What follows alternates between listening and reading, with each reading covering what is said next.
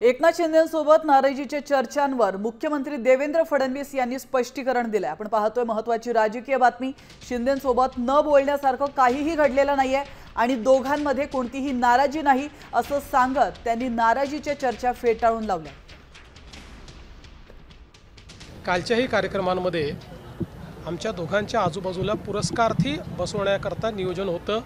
त्यांच्या पाट्या लागल्या होत्या म्हणून आम्ही बसलो होतो। आल्यावरही आम्ही भेटलो, स्टेजवरही आम्ही भेटलो, खाली उतरतानाही भेटलो, जातानाही आम्ही बोललो। याचं कारण आहे की न बोलण्यासारखं काहीच घडलेलं नाही। तुम्ही जे दाखवताय अशी कुठली परिस्थिती नाही।